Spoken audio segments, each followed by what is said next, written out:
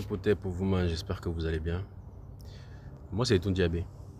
Aujourd'hui, nous allons faire une petite discussion ensemble sur un sujet en particulier qui est celui de la négation de ces valeurs culturelles. Et ça, c'est valable pour tout le monde je pense, à mon avis. Pourquoi? Parce que je vais commencer par vous raconter un peu. Hier, j'étais dans un live. Et justement, c'est le live qui me motive à faire cette vidéo aujourd'hui. Parce que ce live, m'a fait me rendre compte combien, certaines personnes sont clairement inconscientes de ce que c'est que d'avoir des valeurs culturelles.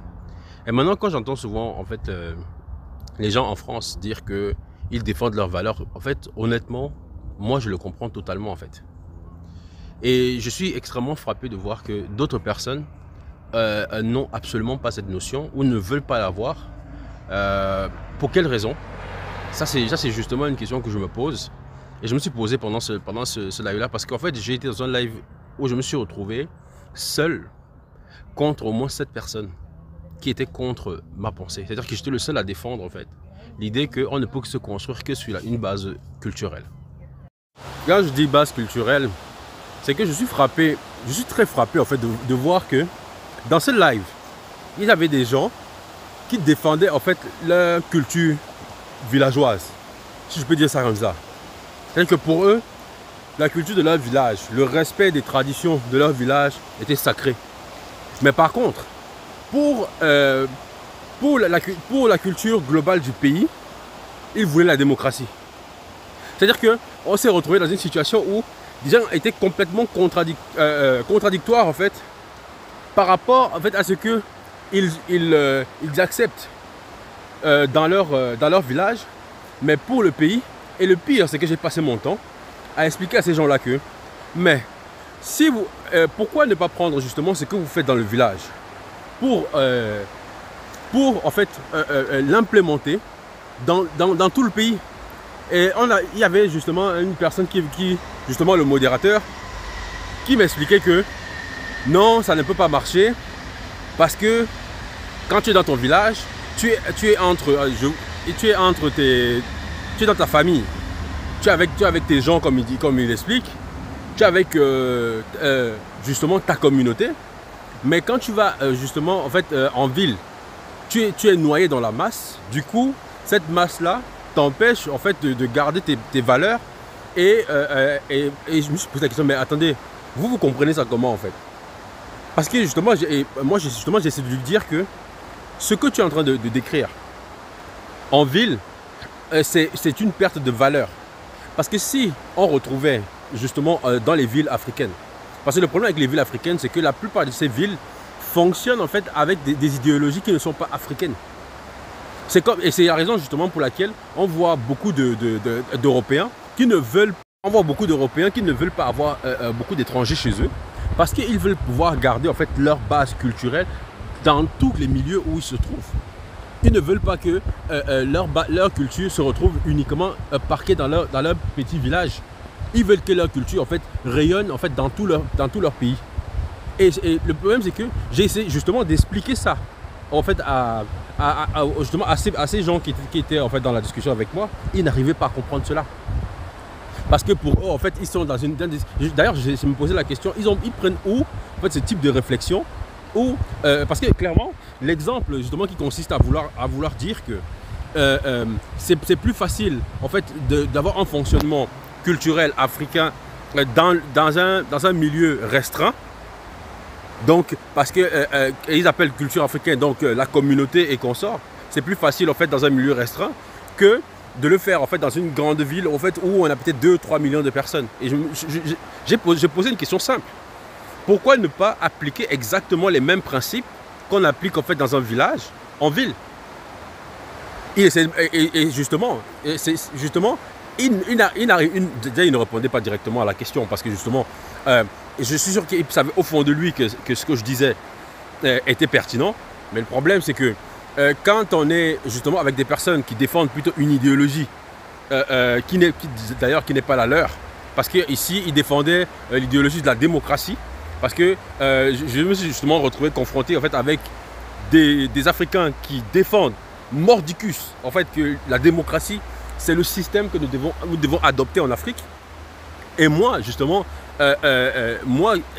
tout ça est en train de les expliquer que, mais en fait, vous n'allez jamais pouvoir vous en sortir si vous ne réfléchissez pas en fait à partir de votre base culturelle. Et c'est là où justement c'est là où le débat en fait a tourné en majorité.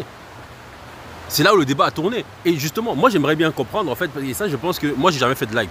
Mais je pense qu'il faudrait que je regarde comment ça se passe ces histoires de live là, pour que justement on puisse en discuter, de comprendre que est-ce que je suis fondamentalement en fait dans le faux en fait. Est-ce que ce que je dis c'est une vue de mon esprit que en fait on ne peut pas parce que ici quel est le problème que nous avons mis sur la table? Nous avons mis le problème sur la table, le problème du Cameroun. Pourquoi est-ce qu'au Cameroun en fait on n'arrive pas à faire fonctionner en fait l'État? Pourquoi est-ce que les communautés en fait n'arrivent pas à s'entendre en fait dans le système camerounais actuel?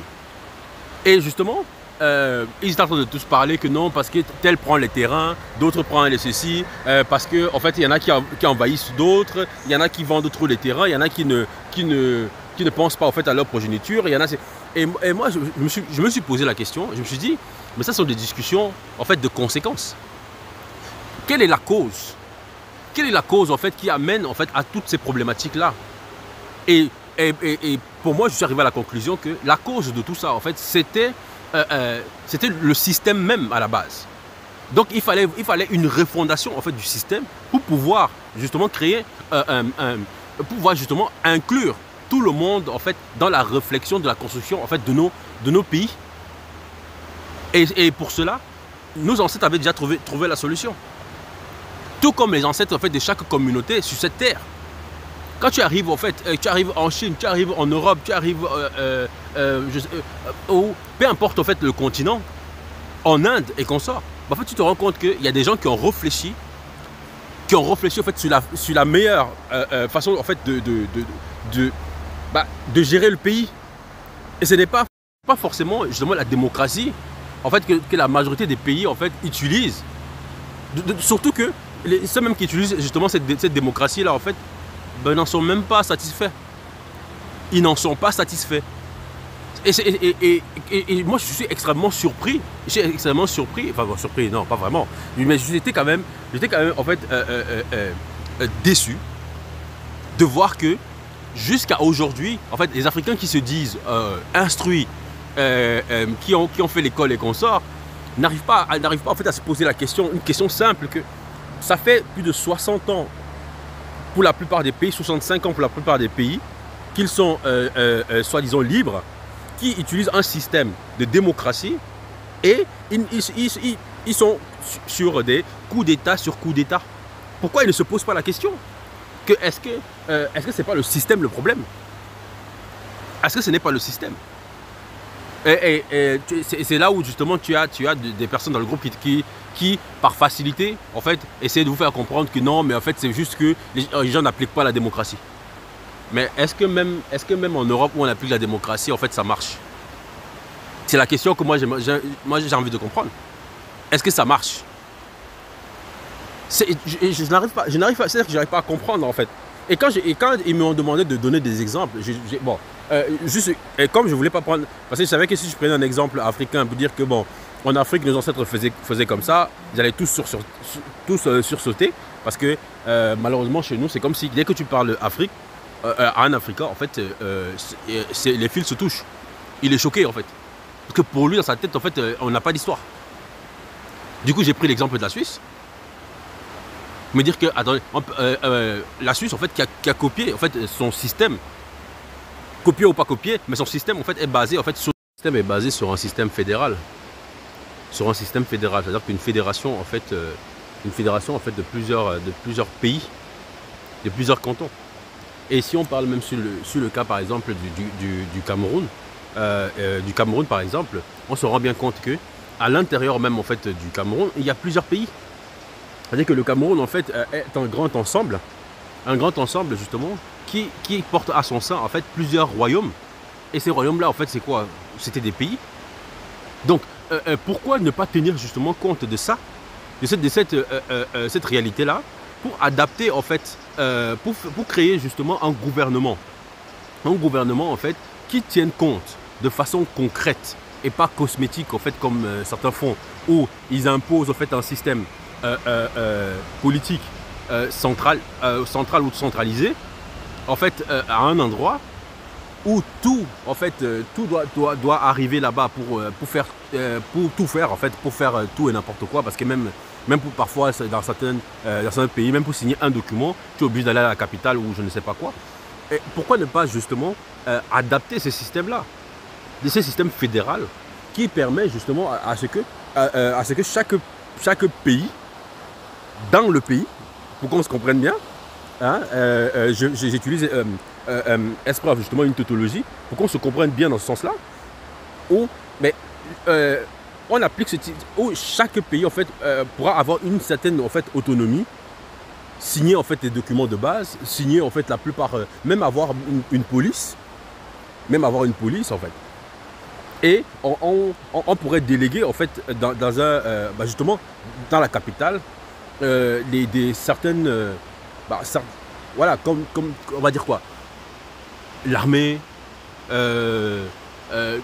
l'armée et les décisions qui vont concerner en fait tout le groupe. C'est-à-dire que quand on doit prendre une décision qui doit concerner justement tout le groupe, ça c'est le pouvoir central justement qui pourra justement sur la base de la consultation de chaque groupe en fait, chaque pays, on pourrait dire, justement, ça on pourrait déléguer ça en fait au gouvernement central.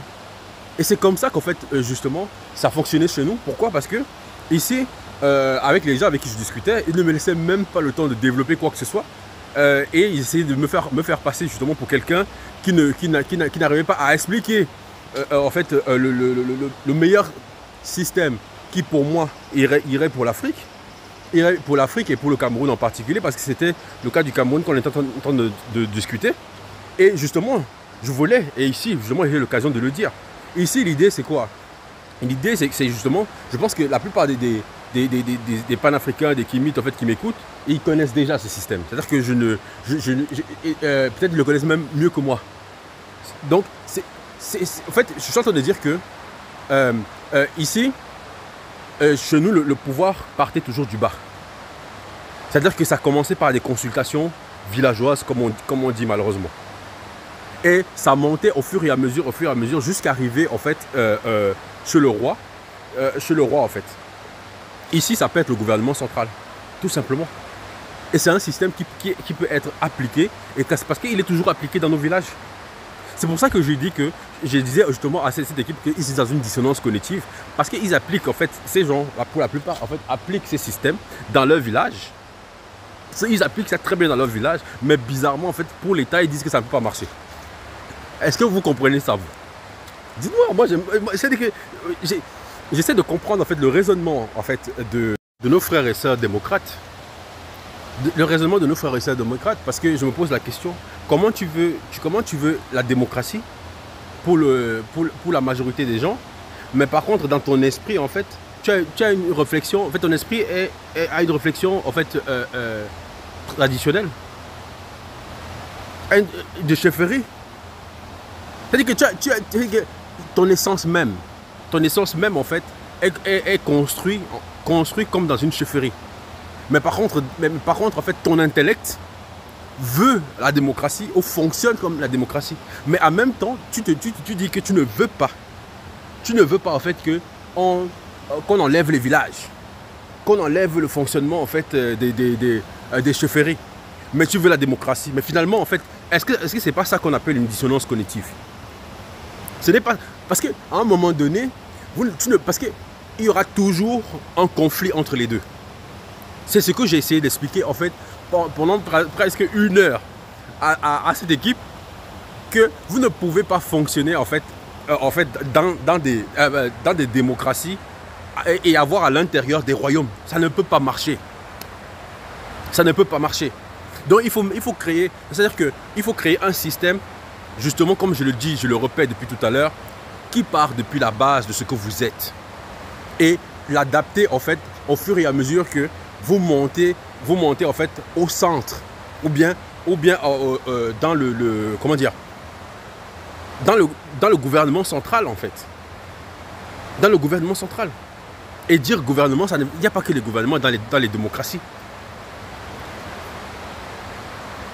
Il n'y a pas que donc, à un moment donné, moi j'aimerais bien justement, enfin, vraiment j'aurais bien aimé avoir justement la réflexion d'autres personnes que clairement en fait ils sont pour la démocratie. En fait ils préfèrent passer leur temps à discuter. D'ailleurs quand je suis descendu du panel, ils ont passé leur temps en fait à discuter en fait des conséquences. Oh non, mais parce que tel peuple en fait a acheté les terrains à telle époque, en fait, a menti à nos parents ou je ne sais pas quoi et tout. Ça, en fait, ça c'est, ils se plaisent là-dedans parce qu'ils ne veulent pas. Et le pire, c'est que je me suis fait, je vous dis, je me suis fait insulter, mais comme pas possible. Ouais, en fait, que moi, en fait, je racontais ma vie, que je disais n'importe quoi. Je me suis un kémite qui sert à rien, que votre histoire de kémite. C'est-à-dire que pour eux, c'est mon histoire de kémite. C'est-à-dire qu'ils ne se reconnaissent pas dedans. Vous imaginez un peu? C'est-à-dire que les gens qui sont coupés d'eux-mêmes, mais les mêmes, dans le groupe, vont dans les villages pour faire des rites traditionnels. Parce que pourquoi? Parce que, et ils font ces rites-là, pour la plupart, ils ne comprennent même pas ce qu'ils font. C'est ça qui est terrible, en fait. Parce que s'ils comprenaient ce qu'ils faisaient, ben en fait, ça allait être plus facile pour eux de comprendre ce que j'essaie de leur dire. Ou ce que j'ai essayé de leur dire hier. C'est ça le pire, en fait.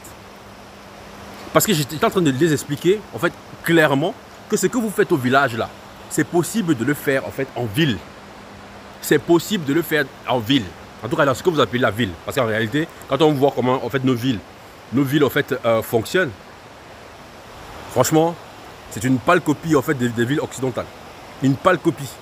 Et le pire, mais en pire. En pire.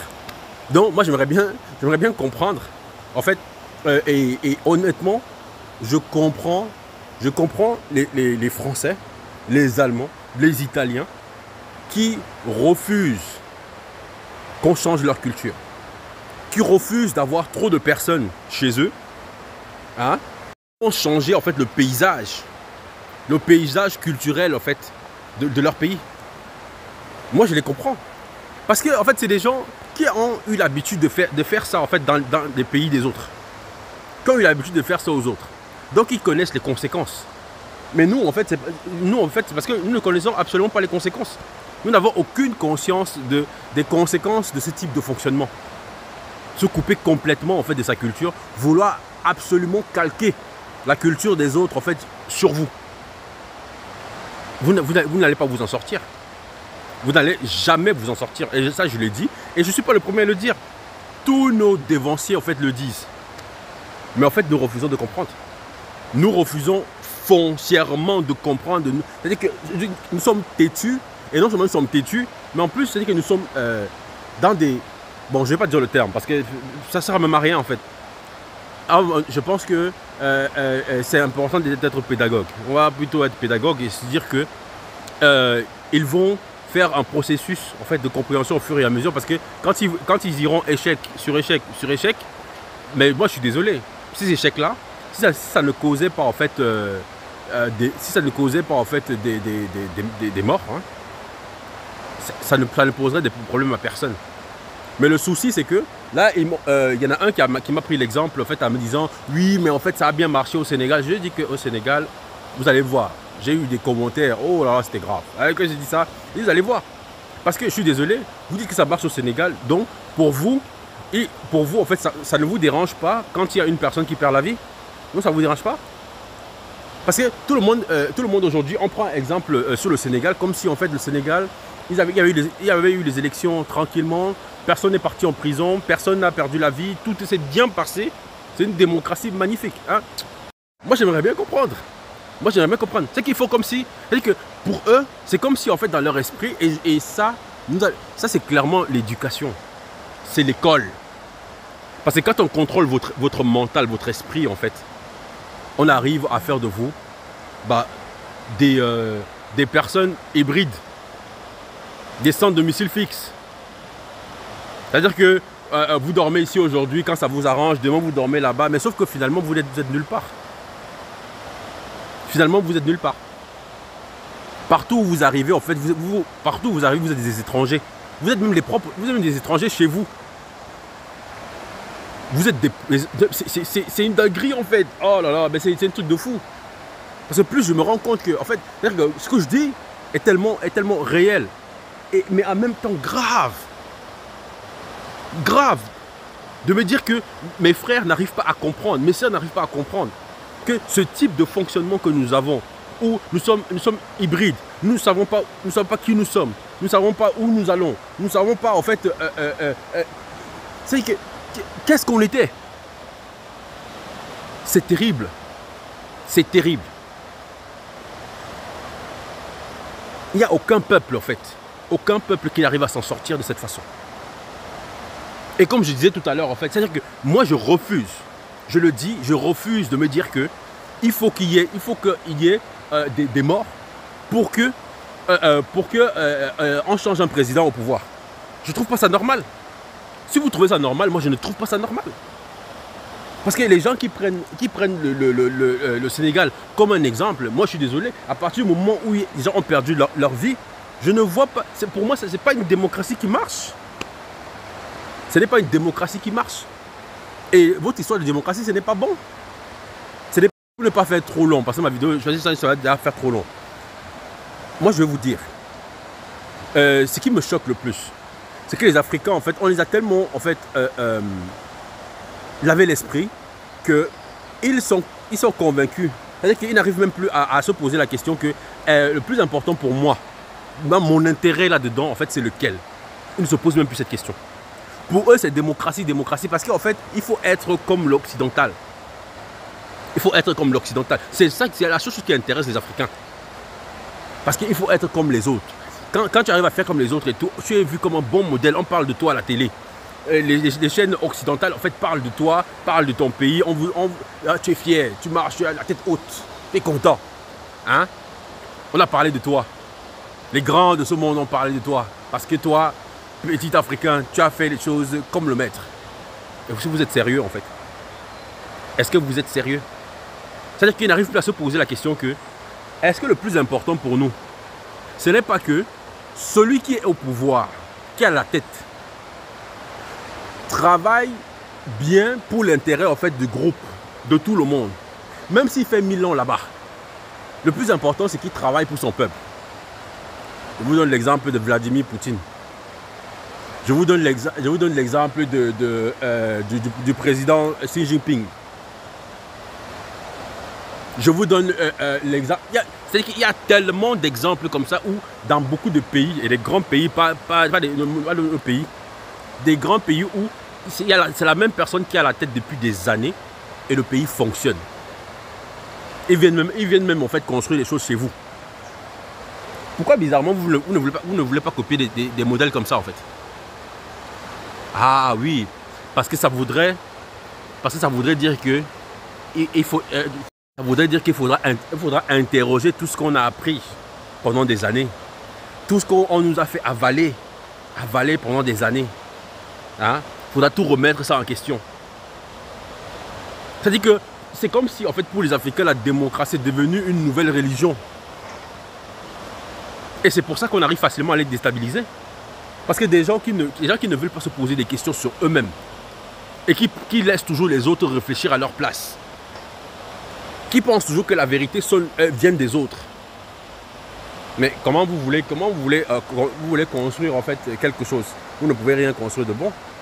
Pourquoi, quand vous avez acquis, comme celui avec qui je parlais en fait hier, là, qui j'ai débattu pendant des heures, on sentait clairement dans son esprit que pour lui c'est acquis que le système occidental est meilleur que tous les autres systèmes. Dans son esprit c'est comme ça. Comment tu veux débattre avec une personne comme ça? Comment tu veux changer une personne comme ça? Comment tu veux que... Et le pire, c'est que ce sont ces personnes-là qui gouvernent nos pays. Regardez comment ils fonctionnent. Chez nous, en fait, ils bombent le torse, les boss. Mais par contre, quand ils arrivent en fait en Europe et qu'on sort, en fait, ils baissent la tête. Parce que dans leur esprit, en fait, ils ont déjà accepté que le système le système occidental, c'est le modèle à suivre. Mais sauf que, moi, ce qui me préoccupe, c'est ce qui va marcher chez nous. Parce que jusqu'à maintenant, ça ne marche pas. Hein? Ça ne marche pas. Quand on voit les gens qui viennent au pouvoir, après ils restent longtemps, parce que les gens ils sont encore habitués. Pour eux, en fait, quand ils voient tout le village, il va au village, il va dans tous les villages, en fait, dans tous les villages de son pays, il voit que tous les villageois, tous les gens du pays, et on sait que la plupart des gens dans le pays, en fait, quand on dit qu'il y a 30 millions d'habitants quelque part et tout, la majorité en fait, de cette population sont dans les villages. Et ils voient que ces gens-là, ils fonctionnent encore comme dans les royaumes, comme dans les chefferies. Mais n'est-ce pas, il va rester au pouvoir. Il va dire que non, attends. Parce que dans son esprit, il se dit, mais c'est normal. Je suis le chef des chefs. Donc c'est normal que je reste là. Pas besoin de bouger. Comment tu veux qu'il applique la démocratie alors que vous-même, dans vos villages, dans vos familles, vous n'appliquez pas la démocratie? Vous ne savez même pas ce que c'est. Et pourtant, si en fait il était venu au pouvoir avec une base, justement, culturelle, des chefferies, des familles et consorts, bon, en fait, le système traditionnel qui est conçu de telle sorte que le chef a plus, en fait, des devoirs que d'avantages. Pourquoi dans certaines chefferies, enfin la plupart des chefferies, en fait, chez nous, en tout cas, qui fonctionnent encore, là où on n'a pas acheté la place, on voit bien que le chef, en fait, il est plutôt soumis à sa population. C'est-à-dire qu'il est respecté, mais il a beaucoup de devoirs envers sa population. Mais ça, on ne veut pas. Parce qu'en réalité, on veut masque noir, peau blanche, au thé.